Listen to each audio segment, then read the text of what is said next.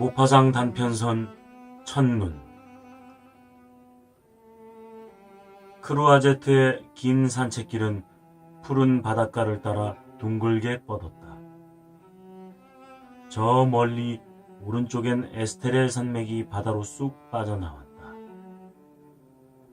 이 산맥은 뾰족하고 기묘한 모양의 수많은 봉만들이 남부지방을 아름답게 꾸미며 수평선을 가로질렀다. 왼쪽에 생트 마르그리트 섬과 생 오노라 섬은 물속에 잠겨 전나무 숲에 덮인 덩어리를 드러내었다. 그리고 넓은 물구비를 끼고 칸 지방을 둘러싼 큰 산들을 따라 늘어선 무수한 하얀 별장들이 햇볕에 조는 듯하다. 그 양지 바른 집들은 산의 높고 낮은 곳에 흩어져서 검푸른 속에 눈송이를 뿌려놓은 듯 보인다. 해변엔 잔잔한 물결에 잠기곤 하는 이 별장들의 철책이 넓은 산책길 쪽으로 쳐있다. 맑은 날씨에 따스하기까지 하다. 추운 기운이 가시면서 겨울치곤 포근한 날씨가 되었다. 정원 담장들 너머로 노란 열매가 주렁주렁 달린 오렌지 나무와 레몬나무들이 보인다.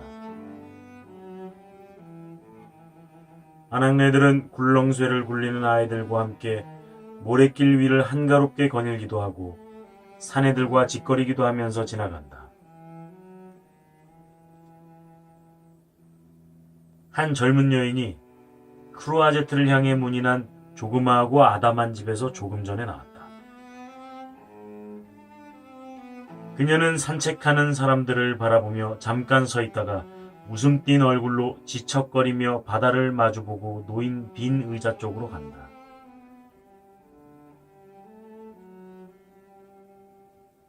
스무 발자국 남짓 걷는 것으로도 지쳤는지 숨을 헐떡이며 앉는다. 창백한 그녀의 얼굴은 죽은 사람 같다. 그녀는 기침을 하며 자기를 쇠약하게 하는 이 기침을 멎게 하려는 듯이 투명해 보이는 손가락을 입술로 가져간다. 제비들이 날고 있는 햇빛 가득한 하늘을 쳐다보고 저기 에스테렐의 높낮은 봉우리들과 바싹 붙어있는 파란 바다, 잔잔하고 아름다운 바다를 그녀는 바라본다. 그녀는 다시 웃음 지으며 중얼거린다. 아, 난 참 행복해. 그러나 그녀는 자신이 머지않아 죽으리라는 것을 안다. 다시 봄이 오는 것을 보지 못할 것이고 지금 그녀 앞을 지나는 바로 저 사람들은 내년에도 좀 더 자란 아이들을 데리고 이 산책길을 따라 걸으며 언제나 희망과 애정과 행복에 가슴 부푼 채 이 따스한 고장의 포근한 공기를 호흡하련만 자신은 참나무로 만든 관 속에서 수의감으로 이미 손수 골라놓은 비단 옷 속에 뼈만을 남겨놓은 채 지금 자기에게 붙어있는 이 육신은 썩어질 것도 안다. 그때 그녀는 없을 것이다. 인생의 모든 것은 다 자기 이외의 사람들을 위하여 계속될 것이다. 이것이 그녀에겐 종말일 것이다.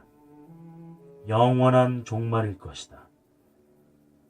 그땐 난 이미 없겠지 하고 생각하고 그녀는 웃음을 띠며 병든 폐로 정원의 향기 머금은 공기를 마음껏 들이마신다. 그리고 그녀는 생각에 잠긴다. 그녀는 돌이켜 추억을 더듬는다.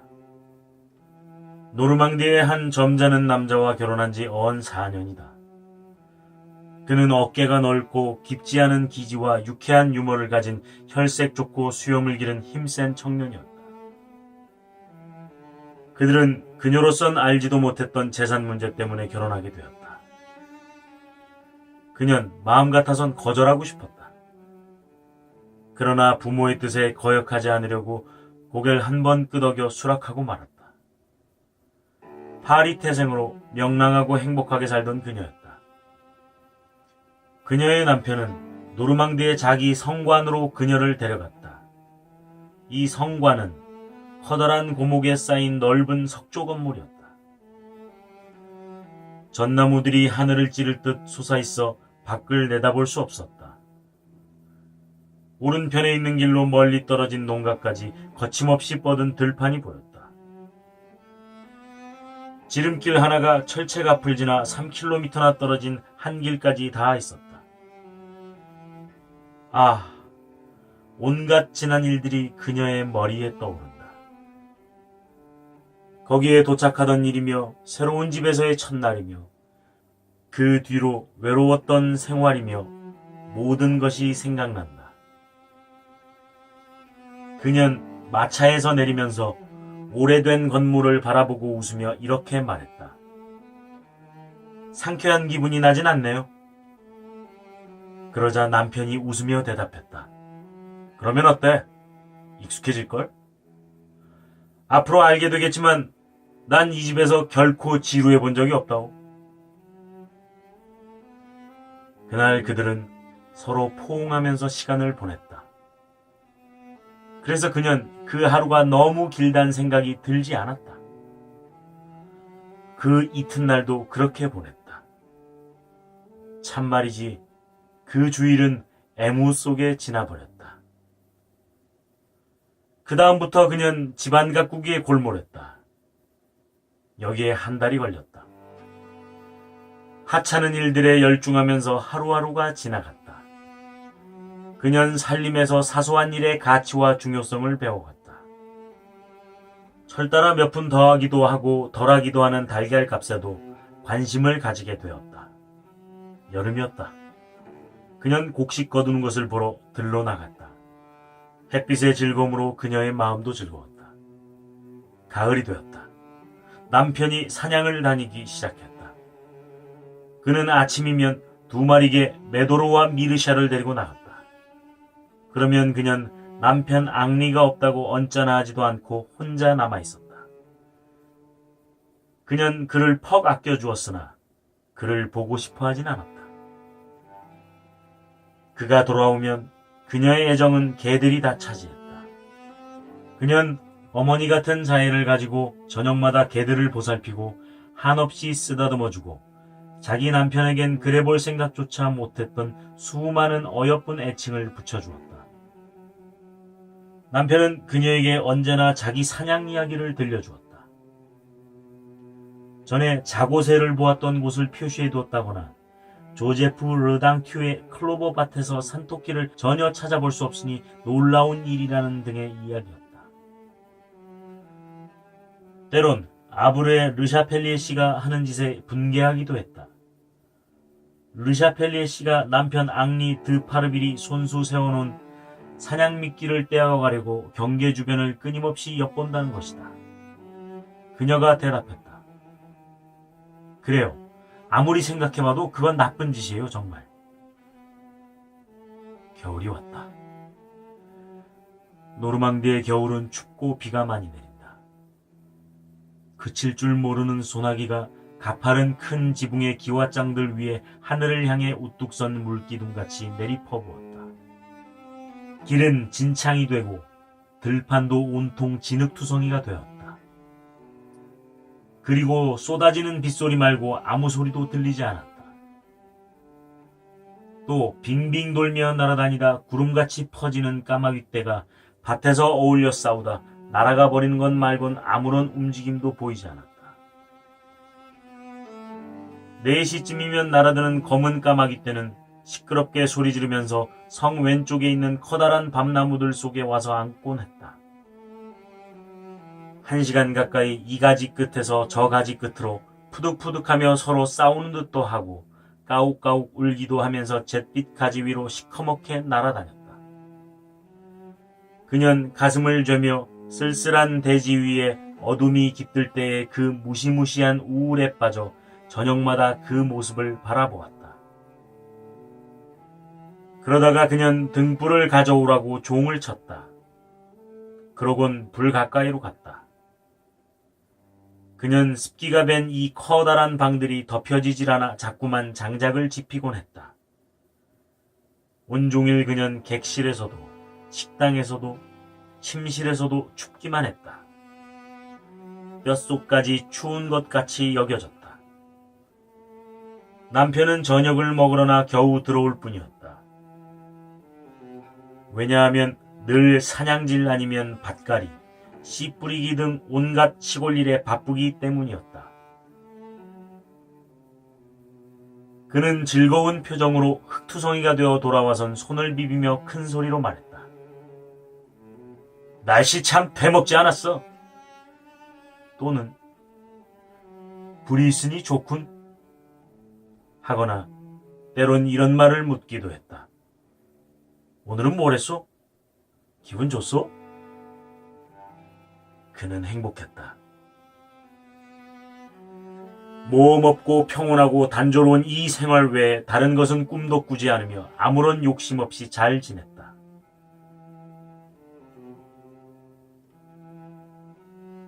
12월에 들어서 눈이 내리기 시작하자 세월과 더불어 인간도 그렇듯이 몇백 년 사이에 점점 더 을씨년스러워지는 듯한 이 고성의 냉랭한 공기에 그녀는 몹시 괴로웠다. 그래서 어느 날 저녁 그녀는 남편에게 이런 요구를 했다. 여보, 앙리, 여기다 난로를 하나 놓도록 해줘요. 그러면 벽도 좀 말릴 수 있을 거예요. 정말이지 아침부터 저녁까지 하루 종일 추워요. 처음엔 이런 저택에 난로를 놓는다니 가당치 않은 생각이라고 말도 못 꺼내게 했다. 그에겐 은쟁반에다 개밥을 차려주는 것이 오히려 더 자연스러워 보였다. 얼마 있다가 뱃속에서 힘차게 터져나오는 웃음으로 자꾸 웃으면서 여기다 난로를 놓다니 참 그만 웃겨. 그녀가 그렇지 않다고 말했다. 여보, 정말 추워요. 당신은 모를 거예요. 당신은 늘 움직이니까. 그러나 난 추워요. 그가 여전히 웃으면서 대꾸했다. 괜찮아. 상관없어. 게다가 추운 편이 건강에 좋다고. 당신 건강도 오히려 나아질 거요. 당신이나 나나 절절 끓는 집에서 살던 파리제는 아니지 않소. 더군다나 곧 봄이 올 거 아니오.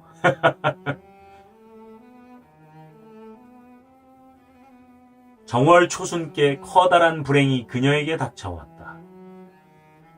그녀의 양친이 차사고로 돌아가신 것이다. 그녀는 장례식 때문에 파리에 왔다. 그 후로 근 6달 동안 오직 슬픔 속에 묻혀 지냈다.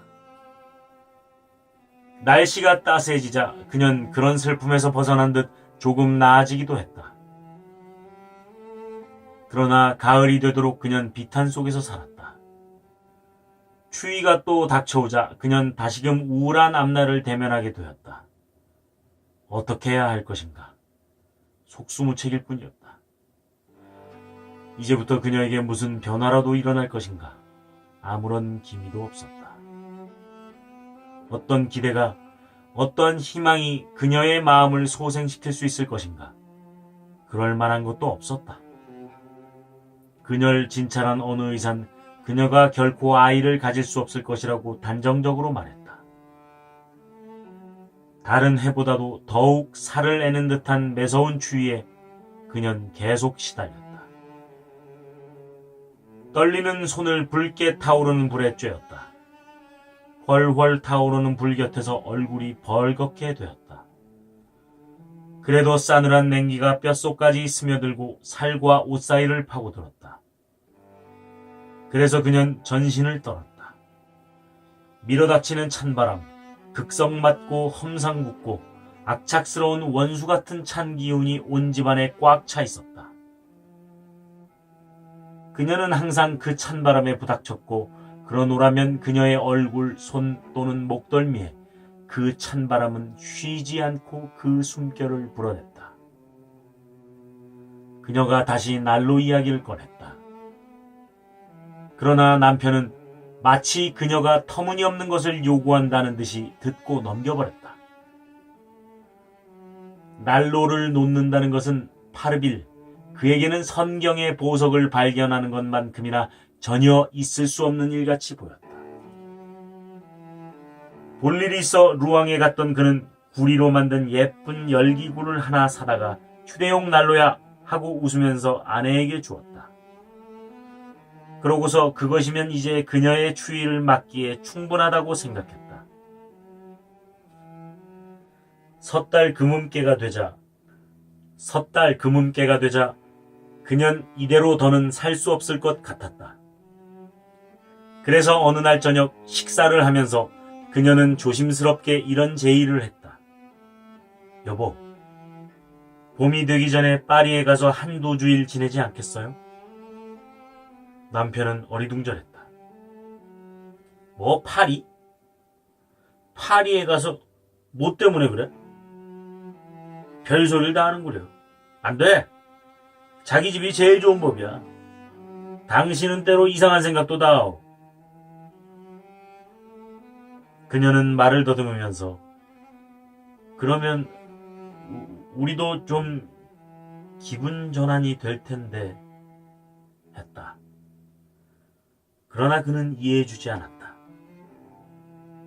기분 전환을 위해 뭐가 필요한 거요? 극장? 야회? 시내에 나가 저녁 사 먹는 것? 허나 당신도 여기 오면서부터 그런 오락 따윈 기대해선 안 된다는 것을 알았을 텐데. 그는 그 말의 내용과 어조 속에서 꾸지람 같은 것을 느꼈다. 그는 잠자코 있었다. 그녀는 고집을 부리거나 맞서지 않는 수줍고 온화한 성격이었다.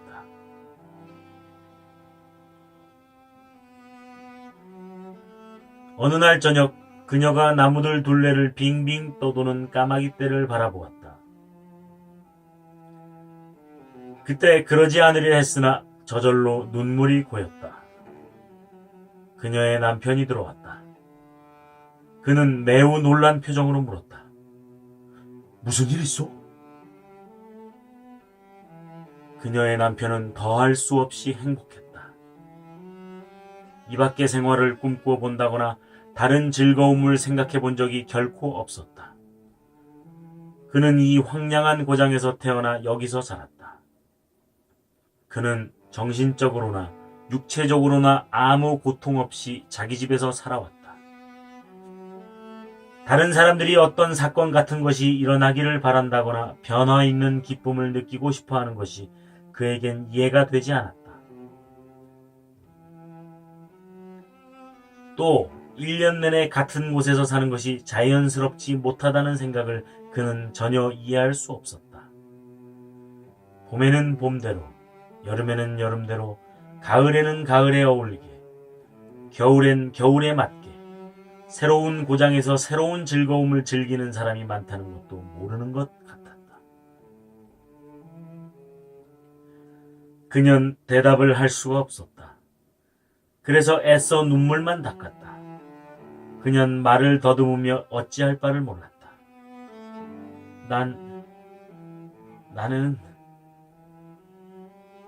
난 좀 쓸쓸해요. 따분하기도 하고요. 그러자 일말의 두려움이 그런 말을 하는 그녀를 사로잡았다. 그래서 언뜻 이렇게 덧붙였다. 그리고 좀 추워요. 이 말에 그는 화가 났다. 아니? 그래. 아직도 날로 생각이구려. 그러나 봐요. 제기랄, 당신 여기 와서 감기 한 번 든 적 없지 않소? 밤이 되었다.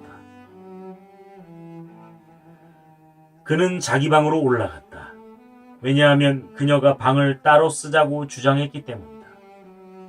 그녀는 누웠다. 잠자리에서조차도 그녀는 추웠다. 그녀는 이런 생각이 들었다. 언제까지나 죽을 때까지 이렇겠지. 그러곤 남편을 생각해봤다. 어떻게 나에게 그런 말을 할 수 있을까? 당신 여기 와서 감기 한 번 든 적 없지 않소? 라고. 그녀가 고생한다는 것을 그가 알게 되려면 병이 나서 몹시 기침이나 해야 할 것이 틀림없다. 그래서 그는 약하고 수줍은 성격임에도 복받치는 노여움에 사로잡히고 말았다. 기침을 몹시 하게 될 것이 틀림없다.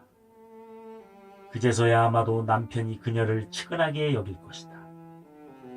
이제 그녀가 기침을 하게 될 것이 틀림없다. 그녀가 기침하는 것을 들으면 의사를 불러올 것이다. 그녀의 남편은 그때야 알게 되겠지.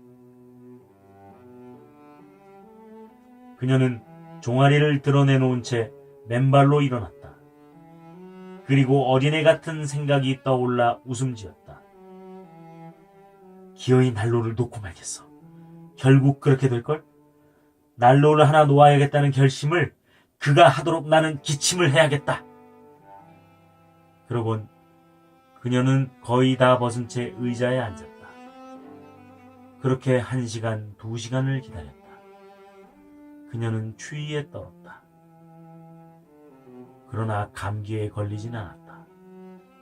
그러자 그녀는 비상수단을 쓰기로 마음먹었다. 그녀는 소리를 내지 않고 침실을 나와 계단을 내려와서 정원으로 나가는 문을 열었다. 눈에 덮인 땅은 죽은 듯했다. 그녀는 불쑥 벗은 발을 내디뎌 이 부드럽고도 차디찬 눈 속에 발을 묻었다. 쓰라린 상처처럼 오싹 추운 느낌이 가슴속까지 올라왔다. 그러나 다른 한 발도 내디디며 서서히 층계를 내려가기 시작했다. 그러고 나서 그녀는 잔디밭을 건너서 앞으로 걸어가며 혼잣말로 중얼거렸다. 저 전나무 숲까지 가봐야겠다. 그녀는 맨발을 눈 속에 넣을 때마다 숨이 막히도록 헐떡이면서 종종 걸음으로 걸어갔다. 자기의 계획대로 다 했다는 것을 스스로에게 납득이라도 시키려는 듯 그녀는 첫 번째 전나무를 손으로 만졌다. 그러고 나서 돌아섰다.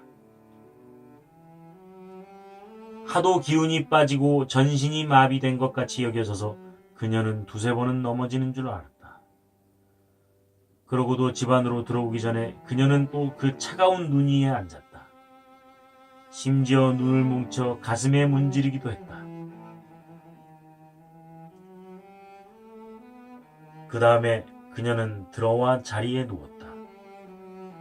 1시간이 지나자 그녀는 목구멍이 간질간질한 것 같았다. 그 간지러운 기운이 사지를 따라 퍼졌다. 그래도 잠이 들었다. 그 이튿날 그녀는 기침이 나서 일어날 수가 없었다. 그녀는 폐출혈로 정신을 잃고 말았다. 이런 실신 상태에서도 그녀는 난로를 찾았다. 의사는 난로를 하나 놓으라고 억지로 권했다. 결국 앙리는 굴복하고 말았다. 그러나 그것은 심히 화가 나서 마지못해 한 굴복이었다. 그녀의 병세는 호전되지 않았다. 깊이 병든 폐는 생명에 대한 불안마저 주었다. 부인이 여기 계시면 겨울을 나지 못할 겁니다. 의사가 말했다. 그녀는 남부지방으로 보내졌다. 그녀는 칸에 와서 새삼 햇빛을 깨닫고 바다를 사랑했으며 꽃핀 오렌지 나무의 향기를 호흡했다. 그 다음에 봄이 되자 그녀는 노르로 옮겨갔다. 그러나 이 즈음 그녀는 병이 낫는 것을 두려워하며 기나긴 노르망디의 겨울에 대한 공포심을 가지고 살아가고 있었다. 그래서 몸이 나아지려 하자 밤마다 지중해의 따스한 해변을 그려보면서 창문을 열어놓았다. 이제 그녀는 머지않아 죽을 것이다. 그녀는 그것을 안다. 그녀는 행복하다.